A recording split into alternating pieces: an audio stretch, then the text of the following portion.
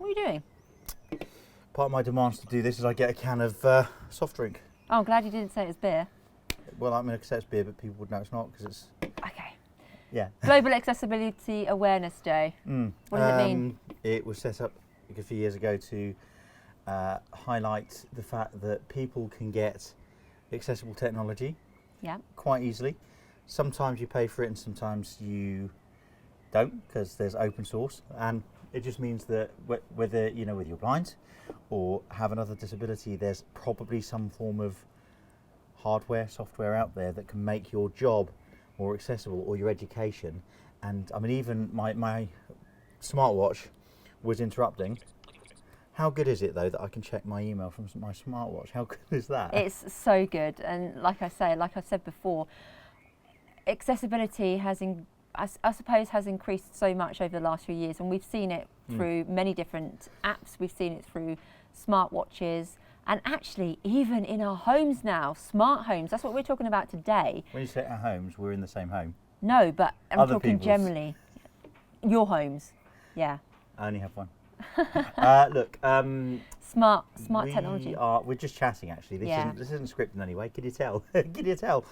We're sitting here over a table. There's one camera in front of me, one in front of Siobhan, and we're just having a natter. So, but like, what would you say? I mean, we're just going to talk rather than anything else. What would you say your one bit of favourite accessible tech is? The Amazon Echo. Why is that? I think it's because it's universal design. It's literally accessible as soon as you get it out of the box. It's voice controlled, and you can do so many things with it. It's just a beauty, from music to listen to the radio, checking the weather, setting your alarms, timers, calendars. Honestly, it's just endless. And also plugging it up to your home. An awful lot of this stuff, and we haven't really done a lot of the smart home stuff, but like we have got a smart plug so we can turn our lamp on by saying Alexa lamp on or Alexa lamp off. And I'm really, really thrilled about it. I know it's a simple pleasure, isn't it? But is it a pleasure? I think so.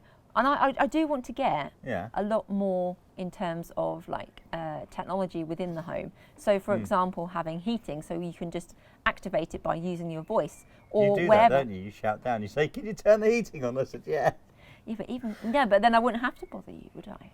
I could just use... You'd do it for fun. I could just use Alexa because it's just easy. For me, my favourite bit of accessible tech is actually the most mainstream item you can get. It's an iPhone.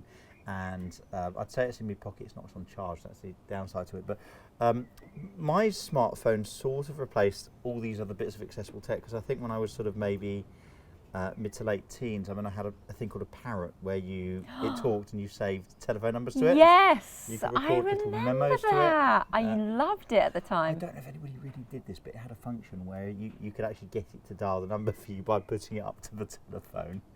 Oh, well, I didn't do that. I never did that. Did it, I never but knew that's why that. it had kind of a shape to do that. But then mobile phones weren't accessible at that point at all. No. This was before the point mobile phones spoke. Really became completely accessible to blind and visually And people. then I had a colour detector. I've still got one. Yeah, it says everything's orange though, so it's like sponsored by Stelios and his easy. But I think it's good to have a choice. I really do think it's one of those things where not a lot of people might find the apps on smartphones accessible in terms of if they've had recent sight loss. So Well, there they are might alternatives opt. to that, but I was going to say there's one called In Your Pocket, isn't there? And it's not an endorsement. I mean, other than the fact I don't endorse anything commercially for job-related reasons, but I understand it's more targeted towards that sort of thing. Absolutely, I get that. But for me, what I was saying is, it's replaced so much. So you had a gadget called a pen friend, didn't you? Where I've still got one. But you don't use it because your phone does it. Yes, but then there are times where I think it would be useful, like labelling up makeup, and I think that's something. Oh yeah, I could do with that. I think that's something where I really want to get my sisters over and help me start labelling up my makeup products, because I have so many of them, and I'm always thinking, what colour is this? What colour is that? Now having. Have you stolen my army camouflage? No, I don't have any army camouflage. Having that would just be so easy to kind of like, I feel independent. I can go and choose what colour instead of having to either FaceTime a family friend or family member, or even Ira or Be My Eyes. Ira's an app where you can use your smartphone, phone someone up, borrow their eyes, and they're going to describe something. So for example, I want to find out how many calories are in my Diet Coke, which theoretically should be 0. You know, they tell me that. Yeah. They might wonder why I phoned them if I knew that. But right, so I mean, I just think for me, smartphone does everything. Yeah. We've spoken a bit about different braille displays. You had some social media feedback asking about the Mantis Q40. I did. You don't really have a Mantis Q40 yet, do you? Not at the moment. I'm picking it up on Friday. I have one. And that's what we've been playing with. But you're picking it up, and it's got this leather case and all the rest of it. And it's I think we'll talk more about it if people want to. And then you've got your Brilliant 18, and I've got my Focus 40, and I'm making it sound boring. But yeah, look, accessible technology is there. Watches that tell you things like, I don't know, what is an avalanche? An avalanche is a rapid flow of snow down a slope, such as a hill or mountain. I never knew that, actually. I did. But the point is, you can access all this stuff on your wrist. Wearable technology is huge. But also, what's really, really good is if we're thinking about inclusion, accessibility, audio description. Television. Siobhan sits in a garden, pensive, worried about her next appointment. No. I just think that sort of thing is so much more accessible for people with low vision who are blind. And actually people who have neurodiversity. So this is something I talk about a lot. I wish that documentaries and things would make more of an effort for audio description. Now look, just from the other side of that, the difficulty is if you're recording something really quite late, obviously audio description tracks, they're a production in and of themselves. But like if you've got text on screen, I don't understand why. Oh, I'll tell you what I was doing. No, but I don't understand why it doesn't say what it is. Do you know what I was doing? What? I was looking in my pockets. For your phone? No, have a feel. I was checking the lens caps weren't on the camera. Okay, but also thinking about audio description, smart televisions. They've started talking. Yeah. I went to a thing the other day with a large on-demand TV supplier, and they were talking about the fact that actually not all TVs have the same infrastructure. Here's the average length that people have TVs. I didn't know this. It's for 7 years. Oh, really? And isn't that meant to be bad luck? Oh, if you smash a mirror. No. If you smash a mirror, you have 7 years bad telly. Okay. No, anyway. Yeah.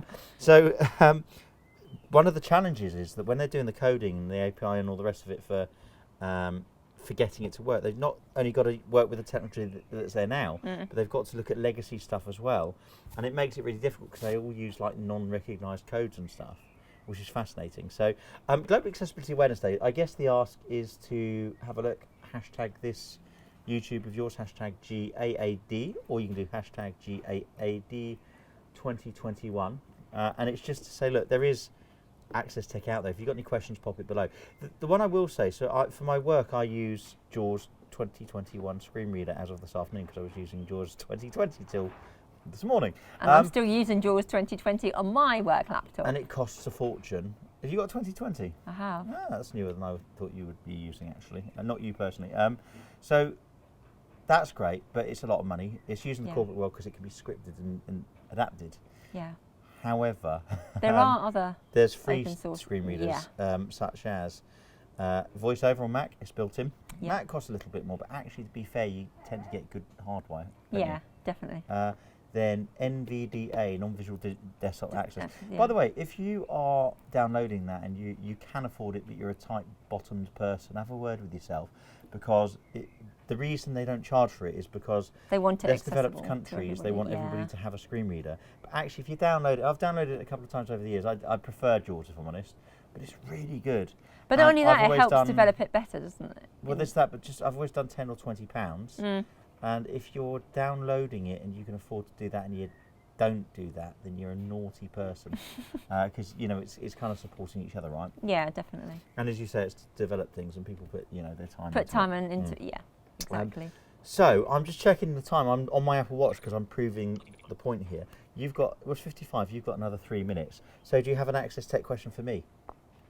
An Access Tech question for you. When did you really start using Access Tech? When I was growing up, it depends what you regard Access Tech, but when I was in school, when I was like 6 and stuff, because I couldn't see the writing. Yeah. And I did have partial sight at that point. But they gave me great huge black felt tips and boards that came up. Not sure it really helped because I'd have my head down to the table and I still wouldn't really be able to see it.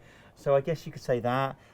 In terms of technology, in about, I'm guessing now, 1993 or something, I had a Canon typewriter, WordStar or something, like electric typewriter. I still couldn't read it, but people could read my writing, and that was revolutionary. Yeah. Then I got a laptop, my first laptop in about 1994. Wow. Because they had SENCO, Special Education Needs Coordinators, Yeah. stole my laptop. I'm not joking. We should do that one day. Should we do that? Who would like, put it in the comments below, who would like to hear about the time my teacher stole my laptop? I actually shifted schools, and another teacher had kind of bubbled them up on it, and we found all his gas bills and other stuff on there. But he stole my laptop when I had really poor partial sight. It was gigantic. Keep it here. The tea is real then hot. From 1997, 6, 7, I started using screen reading technology and learnt Braille. So there we go. You've got your meeting. I have. So keep questions. it here. Yeah. Let me know. Let me know your accessibility questions. Is there an app for that? Yeah. There probably is. There is. Oh. And it's nothing to do with the Peloton bike. Guys, let me know. That was worse than people might have thought. Right. Okay. So on that note, we're going to wrap it up. Not the Peloton bike, mind you. We should. Expensive thing it was. And that could do with some access technology. They have at least turned the talk back function on so that it does read the screen to some degree, but it needs some work, right? It does definitely need some work. You need to subscribe, all right? Yeah, do it. Yeah, which you want to. Both of them. Go on, tell them. Subscribe. Subscribe. Okay, guys. You know how cameras work, right? Take care, and I'll speak to you soon. Bye. Bye.